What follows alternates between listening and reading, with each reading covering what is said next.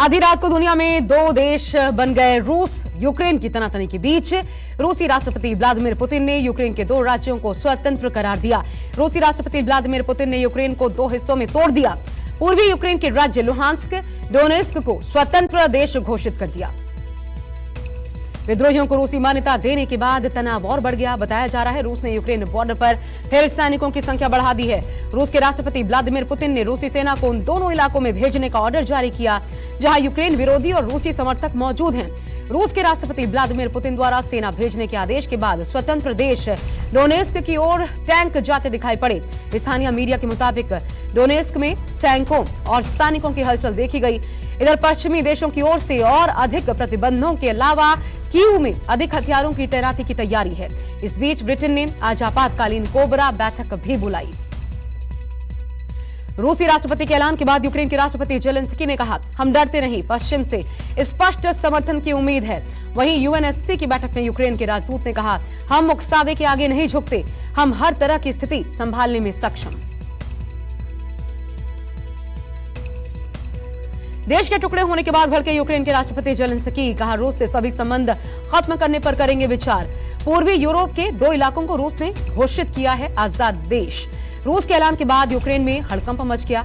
Ukraine पर रूस के एक्शन के खिलाफ टर्की राष्ट्रपति एर्दोगन ने पूर्वी दो देशों को मान्यता देने से इनकार कर दिया।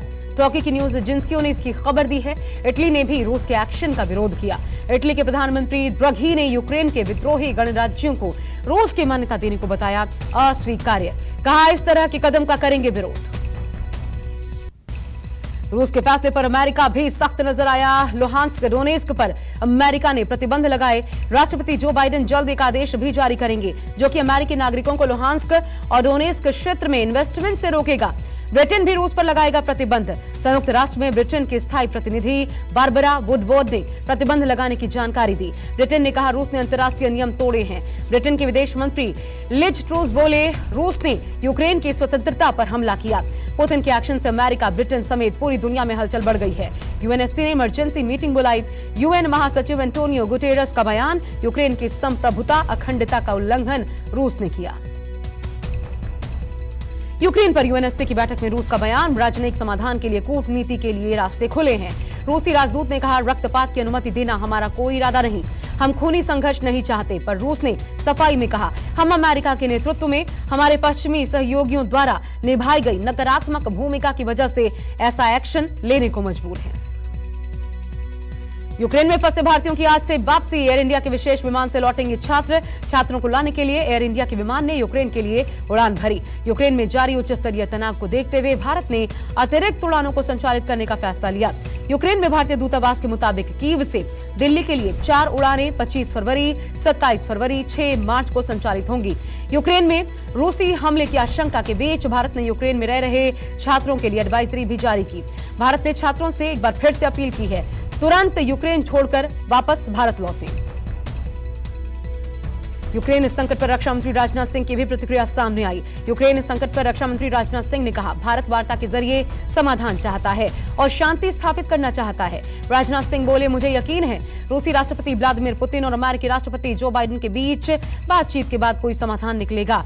भारत अंतर्राष्ट्रीय शांति बनाए रखने के पक्ष में है। यूक्रेन संकट पर यूएनएससी की बैठक में भारत ने कहा, यूक्रेन में शांति बहाली जरूरी, ये मुद्दा सिर्फ बातचीत से सुलझाया जा सकता है। युद्ध जैसे हालात के बीच भारत ने यूएन में कहा, यूक्रेन में 20,000 भारतीयों की सुरक्षा हमारे लिए प्राथमिकता।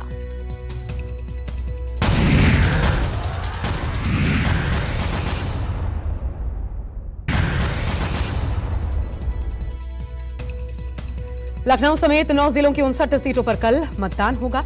चौथे चरण में पीलीभीत, लखीमपुर खीरी, सीतापुर, हरदोई, उन्नाव, लखनऊ, रायबरेली, बांदा, फतेहपुर में मतदान होगा। बीजेपी के कई दिग्गजों की साख दांव पर लगेगी।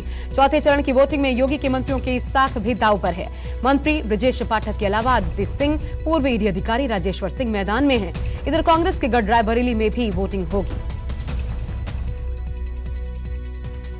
पांचवें चरण के लिए बीजेपी ने ताकत झोंक दी। अयोध्या में समाजवादी पार्टी कांग्रेस के खिलाफ जमकर गरजे सीएम योगी। कहा, जब सपा कांग्रेस आपके सुख दुख में सहभागी नहीं तो इन्हें सिर पर ढोने की जरूरत क्या है, इनका विसर्जन करने की जरूरत है। सीएम योगी आदित्यनाथ बोले, सपा सरकार में राम भक्तों पर गोली चली, एसपी का हाथ आतंकवादियों के साथ है। एसपी की सरकार की संवेदना आतंकवादियों के प्रति रही है।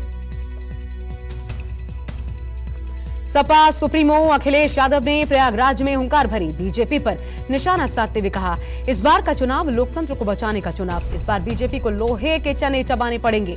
साथ ही कहा, जो दूसरों का नाम बदलते थे आज उनका नाम बदल गया। सीएम योगी का नाम अब बाबा बुलडोजर हो गया है। चुनाव में वोटर गर्मी निकालने वालों का भाप निकालेंगे।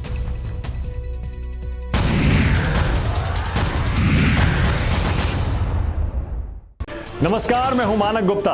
अगर आपको हमारा ये वीडियो पसंद आया हो तो इसे लाइक और शेयर जरूर करें और हाँ, हमें सब्सक्राइब और फॉलो करना ना भूलें ताकि आप देश और दुनिया की कोई खबर मिस ना करें।